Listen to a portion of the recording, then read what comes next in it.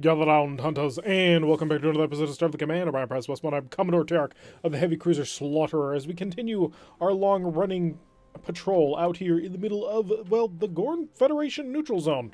We're slowly encroaching into it so we can continue our campaign against the Romulan Star Empire, and we've been out here for quite some time.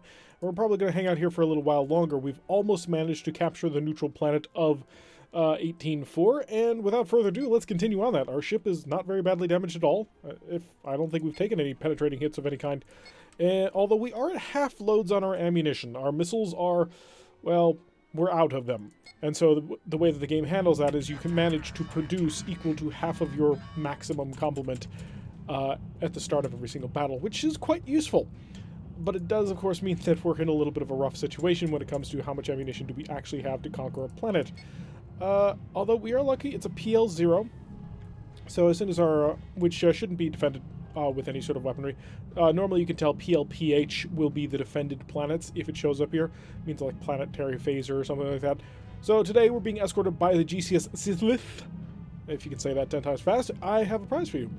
And squaring off against a Romulan KRCS, the Shrike, which should be quite dangerous actually. Romulan ships, well, you can see that this is clearly pretty much a D7 design. However, thanks to a treaty between the Romulans and the Klingons, they, well, traded ship designs, and that's gonna be rough. KRP, are you a Mauler? Can I be that lucky? Probably not. So, the Romulans and the Klingons are currently in the middle of their major treaty, so a whole bunch of Klingon-designed hulls are going to start showing up. And the thing that the Romulans did with these hulls is a little bit of a departure from their standard way of operating. They equipped them with a whole bunch of plasma torpedoes, rather than just a few very small, very powerful ones. And so we have that kind of working against us. Normally, oh crap, also they tend to equip D-type plasma torpedo launchers, which are the bane of our existence, and we must figure out a way to avoid having to deal with them. So I'm going to go maximum electronic countermeasures. We're going to give ourselves a decent-ish forward shield so that we can actually do something with it. Although he's going to be able to shoot down everything we've got. At this point, our job is to bait out his Wild Weasel. And the reason why that's our job is because our friend, the Sithlith over here, has two S-type plasma torpedoes that would deal quite a bit of damage when they finally actually make the target. Oh god, you're a pseudo-frigate tender. We've got a new job. So let's get you on him, target you with this, target you with this, and target you with this, and your two G-type plasma torpedoes, okay. I'm gonna pull off to the side. I think he fired on me. They all fired on me, holy crap. More speed, more power. Get me the heck out of here because we need to hopefully try and extend these out. Now the bright side of this is we were able to basically eat up all of his ability to defend against the incoming fire from the Sithlith. So we've done a pretty good job there, actually. By baiting out the Wild Weasel and making him use it against our missiles, even though he probably could have defended against them just fine, it opened up so that he now has no more forward shield. How are we doing knocking out these pseudo-frigates? I don't see them, but I think that's because I'm behind an asteroid. Got one that's destroyed, got another one over here. Let's engage with you. I see you. Let's engage with you. We've got to take them out because they're an exceptional amount of firepower that they can bring to bear. A pseudo-frigate is, or a pseudo-fighter is an amazingly powerful little device if you're a Romulan or a Gorn race, or really anybody who uses plasma, because each one is carrying two plasma torpedoes. There are versions that have 4. There's a version of the Romulan ones that has 5 of them. They're absolutely terrifying if used properly. And trust me, they use them quite properly. Pop, pop, pop, come on. Thank you, just in time. Get all our weapons. Point blank range shot, or at least point blank as I can get it. He's shooting out most of them, but come on, give me some more missile fire. I just need to get a little bit more. Oh, he's lost one of his D-type plasma torpedoes already. Very useful. Hi, have I managed to take out all the pseudo-frigates? Not quite yet. There's still cruising around. Oh, looks like the Sithlith took care of him. So the pseudo-frigate tender is currently under. He's cloaked, and so he's not targetable really by us at all. However, the Shrike doesn't appear to have the ability to cloak anymore, which we're going to try and take advantage of. I'm going to hold off on the missiles, see if I can't get an actual swarm going on, because my main goal here is to knock out another D-type plasma torpedo. I'm going to come around here with a full phaser volley. Not that I have a whole heck of a lot of phasers to work with. Come on, give me the hind claws. Oh, he snapped one right in my face. Yeah, I suppose that made a lot of sense. Let's see if I can't get through this. The D-type plasma torpedo is stunned, which makes him vulnerable. So we've managed to lose a little bit of damage. There we go. Okay, so the first of the Romulan vessels is down, and he's popping right back under. This is classic cloak hopping tactics from the Romulans. However, oh no, he did deploy a Wild Weasel to do that with. Interesting. How many more missiles I got left? 2 Mervs, out and out. So we are not contributing very heavily to this fight at all. It's up to us to basically draw him out at this point. So unfortunately, the Sithlith currently has a damaged plasma torpedo. He's trying to fix it. He doesn't have any others ready. My goal would be to basically plasma anchor him, except, you know, with missiles. I'm going to go up to a power 4. This is one heavy-duty tractor that we're about to hit him with. It's going to take us quite some time also to charge it up. My plan is to basically get relatively on top of him, drop a mine in front of him, because he is traveling faster than the mine's detection speed is, so he will hit that mine. That'll decloak him, and then the really powerful tractor beam will lock onto him and try and hold him. That's the plan, anyway. Not sure how we're going to do actually pulling it off. It's a little bit of a... It's a risky thing to try and grab onto a cloaked Romulan. You generally don't try and do that. That's normally a bad idea. But if I can lock him down so that the Sithlith can open fire on him, then it's very much a useful plan. So we're going to start slowing down here as we gotta pull the range in a bit more. How's that? Oh, did it just shut off? Probably did. That's not cool. Losing the tractor beam at all is really annoying, actually. I'm just going to go up to a power 1 then. Go bomb.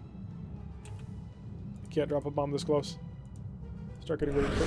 Oh, he came out of cloak. Anyway, fire. Open fire with everything you got. Let him go. Let him go. Let him go. I don't want to be holding on to that. He's got a plasma torpedo and he wants to use it. So, who'd you fire on? Oh, he's mining me, which is a good plan. I can't say anything against that plan. That's actually a decent plan.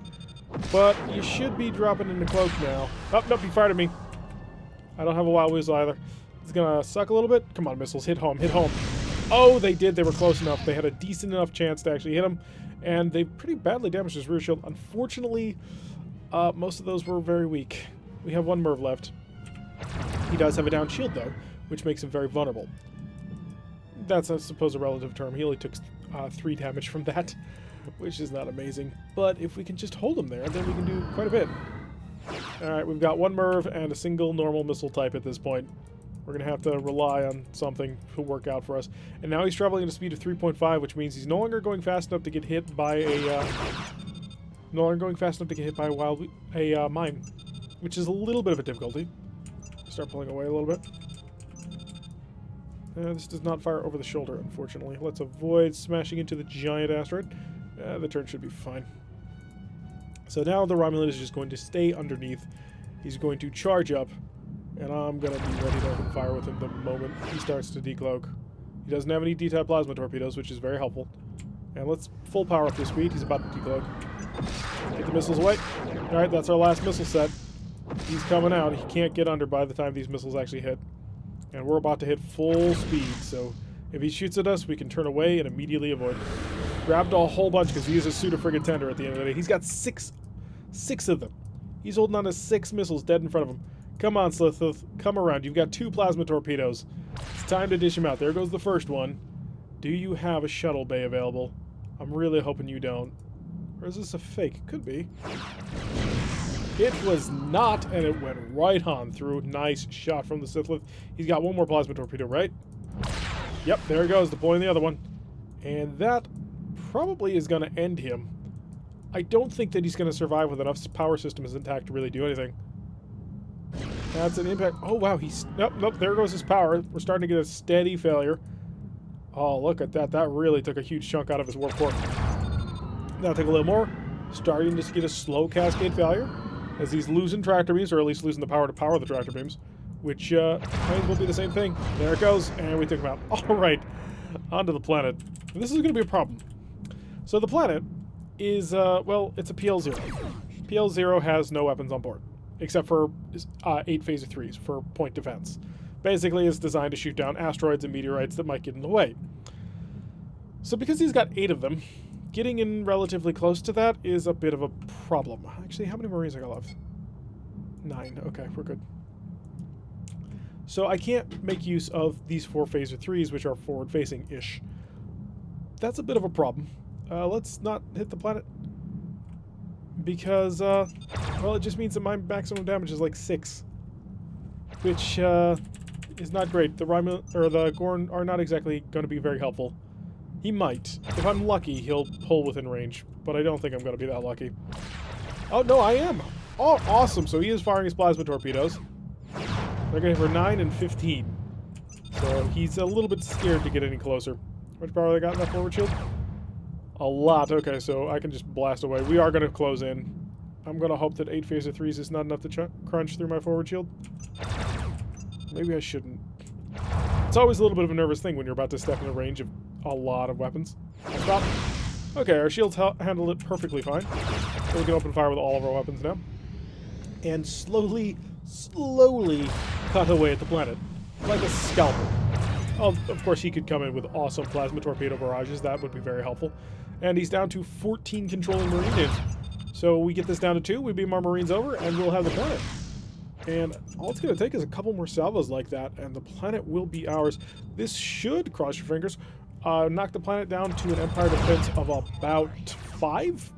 Or it could possibly flip it, or do nothing at all. I'm not quite sure how the system actually steps it down. It tends to be a little bit random on occasion. But maybe that's just because I don't understand the system entirely yet, which is entirely possible. This is a very complex game when you actually start trying to dig into it.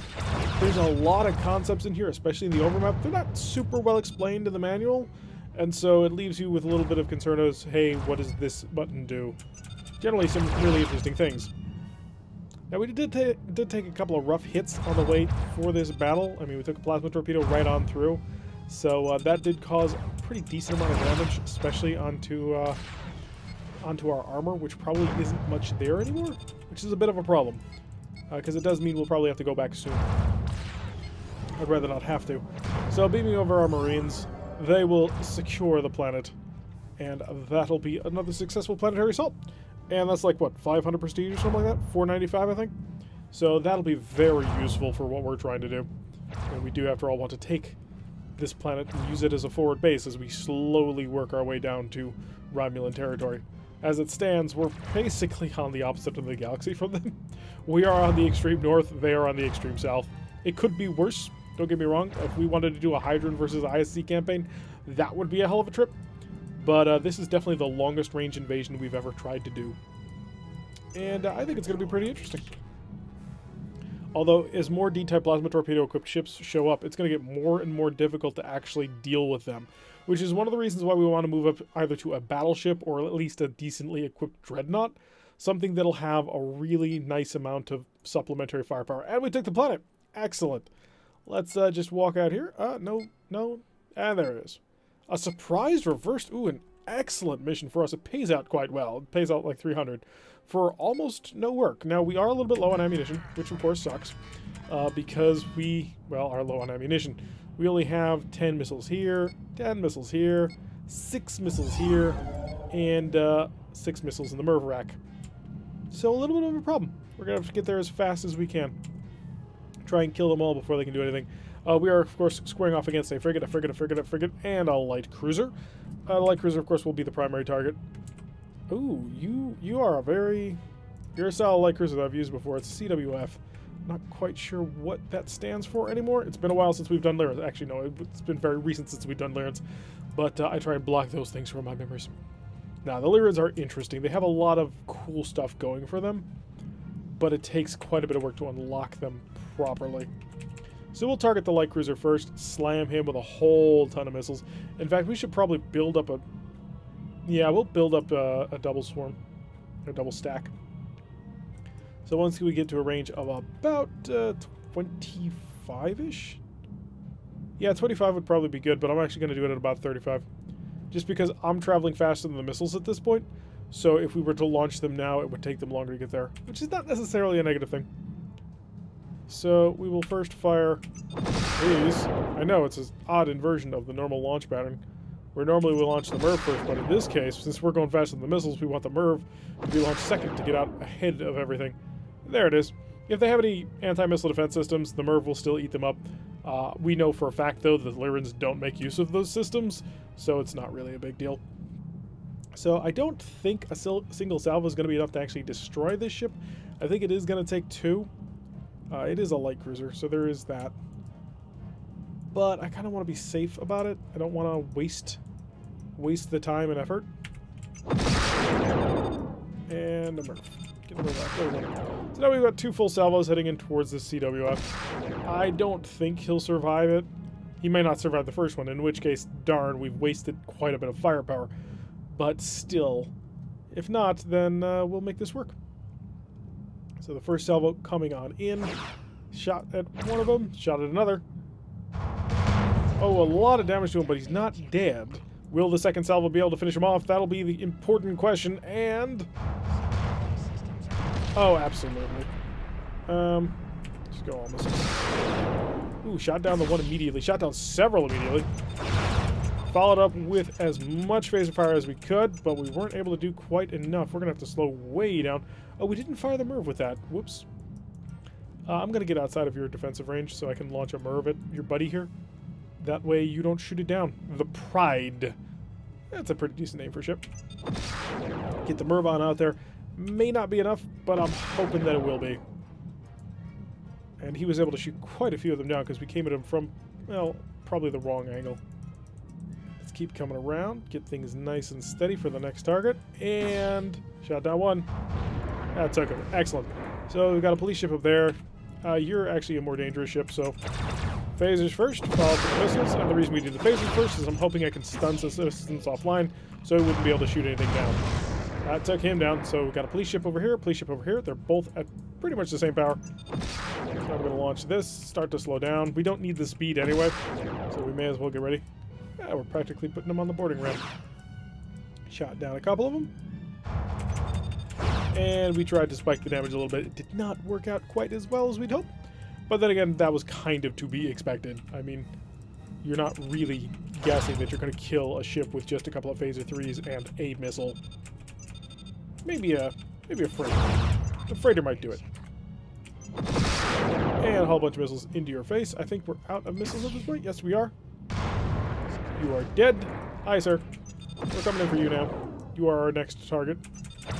See if you can't stun the system a little bit, make it so he can't shoot anything down. I doubt that'll happen, but hey, you always give it a shot. Alrighty, we've got, what, one missile left? We've got one real live missile left. So we're going to come through with a nice little pass here. We have just barely enough missiles to make these kinds of missions work at this point. That's a bit of a problem. When you're a heavy cruiser and you struggle a little bit trying to wipe out ships who cannot fight back, you know you probably should go home for reloads. Come on. Get the other side of the phaser these. There we go. Get them involved, and we'll launch the MIRV. And the normal. Pop the MIRV first. And I think that'll take you. Perfect. And we're out of ammo. So absolutely perfect. Couldn't have gotten better than that. Oh, possibly. No. No, just from poetic standpoint, that's the absolute perfect outcome you could ever hope for. So 300 prestige for free. Nothing taken to the tile, but that's kind of to be expected. And we'll pop back here. Hi, we're home. Shipyard. I have 9,191 prestige. What do you got? Nothing interesting. Well, they got a DNRM, which is a dreadnought with a MIRV upgrade. However, the thing that we're really looking at... ooh, we got the War Dreadnought series open. 5 disruptors, 2 missile XPs, 4 Cs. The War Dreadnought with a MIRV upgrade, which is the normal missile pack just in general. The monitors are, of course, not interesting to us, mainly because I never see them. Just like the auxiliary dreadnoughts, I don't think I've ever seen one, which would be really cool. But we want... yeah, we want this. This right here is a battleship with the MIRV upgrade. It was created in 2275, and MIRV equipped drone racks. The reason why we want this is it's got 2 missile rack Vs, which means that's 12 missiles all on their own. You follow that up with an additional 2 plus 6 plus 2. Yeah, another 10 missiles. You're looking at a salvo throw of 22 missiles. Now this is nothing compared to what we're going to get in the X era, but this is still a prodigious amount of firepower. And we're going to really want this, because it also comes with 10 disruptors as a backup and 12 phaser 1s. So this is a solid fighter, even without his missile armament. But that's what we're kind of looking for. I'm not sure when it's going to show up. It's not going to be super common, unfortunately. And we are probably slightly outside the range of actually buying it. And even if we sold our ship, we probably wouldn't get there. So we're going to take a little bit of time. We're going to patch up the ship, give ourselves more shuttles, give ourselves all the drone racks, 91 in reloads. And then also re-equip. We went through quite a few Marines to actually take planets and destroy the enemy. So we're going to spend a little bit on that, and I think it's well earned that we spend as much as we need to and top ourselves off. And that's going to do it for today's episode, successfully managing to capture the planet at 18-4. And yeah, as we continue our push down here, we're going to have to try and get through this neck as quick as we can to make sure we get a contiguous border. And then we'll be pretty close to Romulan territory.